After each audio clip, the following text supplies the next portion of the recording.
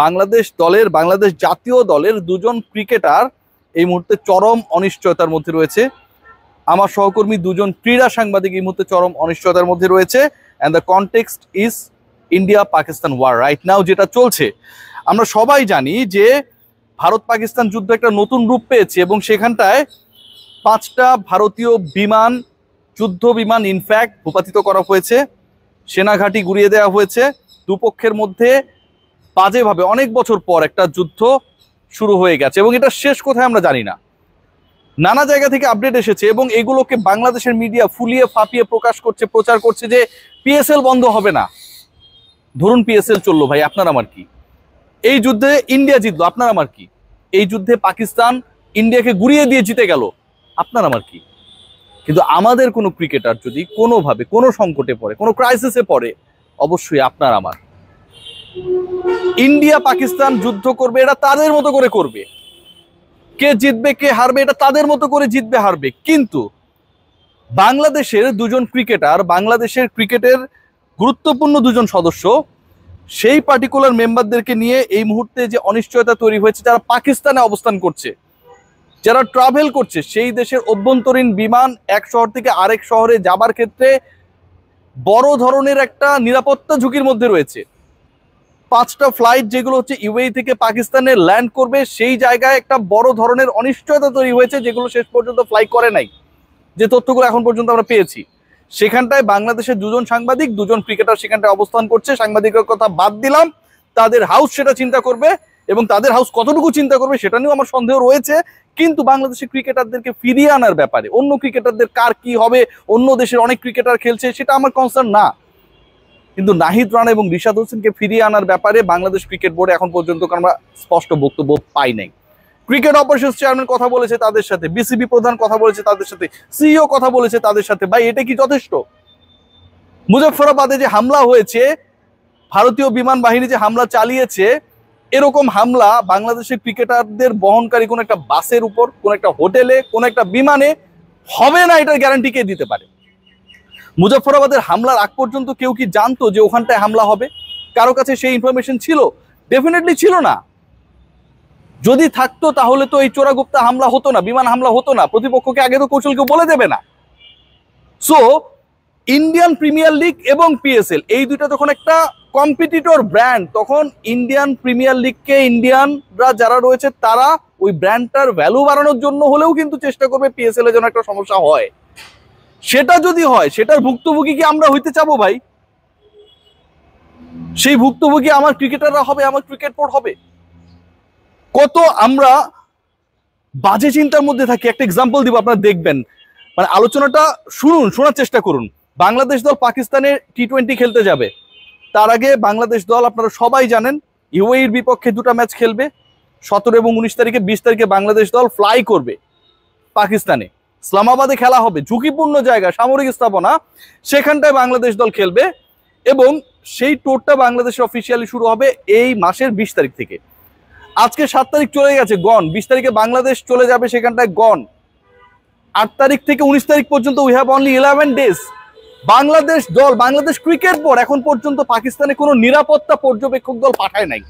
খেলতে আপত্তি নাই, বাংলাদেশ দল ওখানে 3 ফরম্যাটেই খেলুক, কোনো সমস্যা নেই ভাই, কোনো সমস্যা নেই, খেলুক না।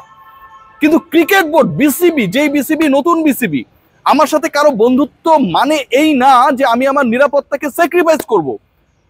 আমি একটা অবজারভেশনের জন্য দল পাঠানোর জন্য, আর মাত্র 11 দিন বাকি এই পার্টিকুলার সিরিজে বাংলাদেশের পাকিস্তানে পা রাখার, আমি একটা নিরাপত্তার দল এখন পর্যন্ত পাঠাতে পারিনি to observe the real situation happening in Pakistan. বেলগামে যে হামলার ঘটনা ঘটেছে, সেটা ঘটেছে ঈদের আগে। আমরা যদি খেয়াল করে দেখি, সেই হামলা হলো কবে? ঈদের পরে, ঈদের আগে বললে ভুল হবে। সেই হামলা হলো হচ্ছে 22 তারিখে, এপ্রিলের 22 তারিখে। আজকে হচ্ছে মে মাসের 7 তারিখ। 22 তারিখ এবং 7 তারিখ, 2 সপ্তাহ পেরিয়ে গেছে। বাংলাদেশ ক্রিকেট বোর্ডের সিকিউরিটি নিয়ে যারা ভাবে, তারা কি একবার জন্য ভেবেছে যে যেহেতু একটা স্নায়ুক্ষয়ী অবস্থায় বিরাজ করছে বাংলাদেশের একটা high profile security team, including the higher official of Bangladesh army, তাদেরকে ইনক্লুড করে একটা টিম পাঠানো দরকার to observe the real situation whether Bangladesh cricket team will play there or not? করা হয়নি, কিচ্ছু করা হয় নাই। আজকে যুদ্ধ লেগেছে, হামলা হচ্ছে, বেসামরিক মানুষজন মারা যাচ্ছে, 50 জনের কাছাকাছি মানুষ মারা গেছে পাকিস্তানে। আমাদের ক্রিকেটারদের সিচুয়েশন আমরা অবজার্ভ করছি। পাকিস্তানের সাথে যদি বিমান রুট অফ করে দেয়, ভেবে দেখুন, অন্য দেশগুলো তাদের নিরাপত্তার স্বার্থে আকাশ রুট যদি অফ করে দেয়, সেই সিচুয়েশনে রিশাদ নাহিদ রানা কোন ওয়েতে বাংলাদেশে ফেরত আসবে ভাই? কোন ওয়েতে ফেরত আসবে? আমি সবচেয়ে ওয়ার্স্ট চিন্তাটা করছি। তারা কি আটকা থাকবে? বিসিবি কে অবজার্ভই করতে থাকবে? এটা হইতে পারে? হতে পারে না, কিন্তু এগুলোই হচ্ছে। পাকিস্তানে খেলা নিয়ে কোনো আপত্তি নাই, কিন্তু এই সিচুয়েশনে পাকিস্তানে আমার ক্রিকেটারকে রেখে অবজার্ভ করব, আমি কোনো ডিসিশন নিতে পারছি না। ক্রিকেট বোর্ডের তো ইমার্জেন্সি বোর্ড মিটিং ডাকা উচিত ছিল। বোর্ড ডিরেক্টরদের সাথে বোর্ড মিটিং ডেকে আজকে একটা ডিসিশন জানিয়ে দেওয়া দরকার ছিল। নাহিদ রানা, রিশাদ, আপনারা কি বিশ্বাস করেন সেখানটায় নিরাপদে রয়েছে? তাদের কোনো কিছু হবে না, এই বিশ্বাসটা কেউ করতে পারে? পিএসএল এ কেউ যদি এফেক্টেড হয়, এই পিএসএল এর ফিউচার অন্ধকারে চলে যাবে। বিজনেস পার্সপেক্টিভে সেটা তো ইন্ডিয়ানরা ভাবতেই পারে রে ভাই। আমরা কি ভাবছি আমাদের নিরাপত্তা নিয়ে? বাংলাদেশের ক্রিকেটে মাঠের খেলা বাদ দিয়ে ধুলা নিয়ে অনেক বেশি আমরা জাঁকজমকপূর্ণ আলোচনা দেখি। ইন্ডিয়ানরা অপারেশন সিঁদুর করবে নাকি সোহাগরাত করবে সেটা আমাদের দেখার বিষয় না। এই মুহূর্তে আমাদের সবচেয়ে বড় কনসার্ন আমাদের ক্রিকেটার। ন্যাশনাল টিমের 2 জন ক্রিকেটার সেখানটায় রয়েছেন, ক্রিক ফ্রেঞ্চি ভিডি ক্রিক টাইমের 2 জন জার্নালিস্ট সেখানটায় রয়েছেন। তাদের ব্যাপারে এখন পর্যন্ত যারা রেলেভেন্ট অথরিটি, তাদের আমি জাস্ট রিকোয়েস্ট করতে পারি, অ্যাডিকুয়েট অ্যাকশনটা খুব জরুরি। ওখানটায় গিয়ে চরম অনিশ্চয়তায় পড়ে থাকবে আমাদের ক্রিকেটাররা। এরপরে আপনারা বলবেন যে পিএসএল তো ভালোভাবেই শেষ হয়েছে, এই আলোচনা দেখার বা শোনার কোনো সুযোগ নেই। পাকিস্তান আমার বন্ধু রাষ্ট্র হতে পারে, এর মানে এই না যে আমি আমার জাতীয় হিরোদেরকে যুদ্ধরত একটা দেশে অবস্থান করিয়ে বিপদে ফেলবো। ইসরায়েল ফিলিস্তিনে গ্যাঞ্জাম হচ্ছে না? ফিলিস্তিন কি আমাদের শত্রু? আমরা তো সবাই ফিলিস্তিনের পক্ষে। তাই বলে কি আপনি আপনার দেশের লোকজনকে ফিলিস্তিনে পাঠায় বসায় রাখবেন? অবজার্ভ করবেন আপনি সিচুয়েশন?